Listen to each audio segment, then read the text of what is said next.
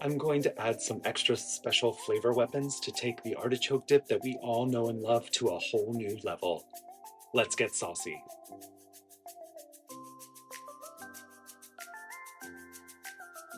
Hey foodie friends! My take on the classic artichoke dip swaps out the spinach for kale, which to me adds a little bit more texture. But this is not my secret weapon. My weapons are bacon and caramelized onions. These two additions add so much flavor that you will not believe. First, we're going to peel and thinly slice a yellow onion and cut 4 strips of thick cut bacon into small pieces.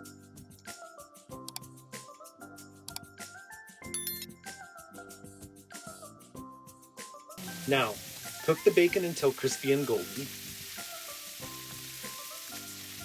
Remove it from the pan to a plate or bowl lined with a paper towel and set it aside.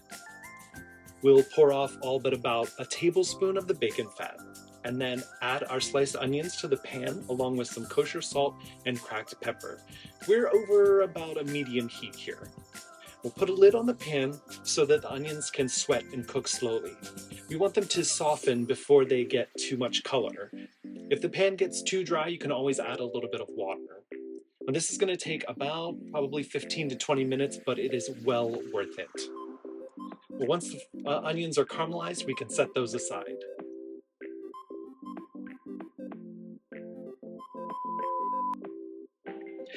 Okay, foodie friends, blooper here. I forgot to film the addition of garlic to this. So just before the onions are finished, you want to add in some minced garlic. And I'm not trying to tell you how to live your lives. I full-heartedly believe that we measure garlic with our hearts. So you put as much or as little as you want in here.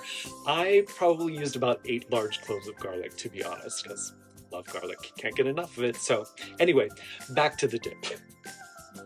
Grate some mozzarella, Parmesan, and Romano cheeses and set those aside.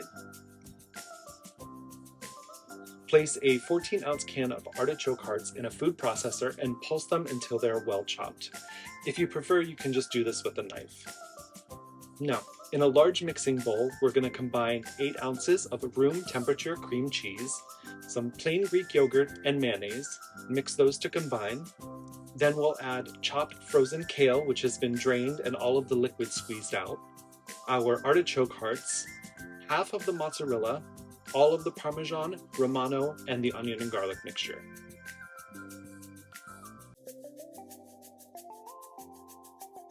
Give that another good mix. And we'll crumble in some of the bacon, reserving some for garnish, of course, and give that another good mix. And we're going to grate in some fresh nutmeg or just add a pinch of ground nutmeg if that's what you have. One more quick mix and we will taste this to adjust the seasoning, adding a little bit more salt and pepper as needed.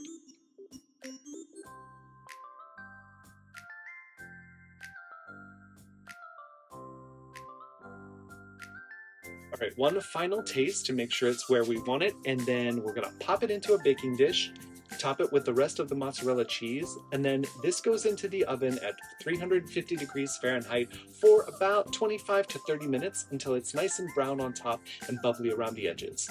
If it doesn't get brown to your liking, you can always pop the broiler on for a minute or two just to brown it up nicely, which is kind of what I did. So I also toasted my bread using some of the reserved bacon fat. So I just brushed it on each side with the bacon fat, placed it on a rack on a baking sheet, and popped it in the oven while the dip was in there.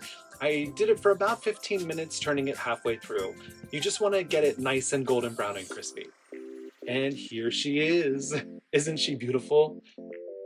Now let's top her with the reserved bacon and we are ready to dig in. All right, foodie friends, so that is my take on the classic artichoke dip from all those restaurants that you know about. Added that kale in there, which just gives it a little bit more of a texture to it, especially with some of those stems that are in that frozen chopped kale that I got. Bacon, you know what? If you're a vegetarian, I apologize. Leave the bacon out, it doesn't need to be in there. But for me, bacon makes everything better.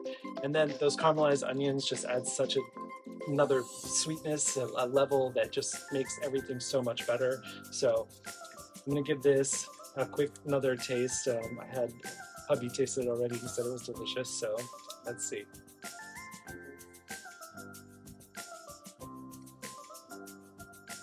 Mm. It is so good, you guys. Creamy. Like I said, a little texture from the kale. Classic flavors, but bumped up a notch with that bacon and those caramelized onions. So listen, I hope you guys make this. If you do, please let me know in the comments. Also, check the description box for the link to the full written recipe, and follow me across all social media at Chef Lynn Wheeler. Thanks for joining me here on Getting Saucy with Chef Lynn, and I hope to see you guys next time.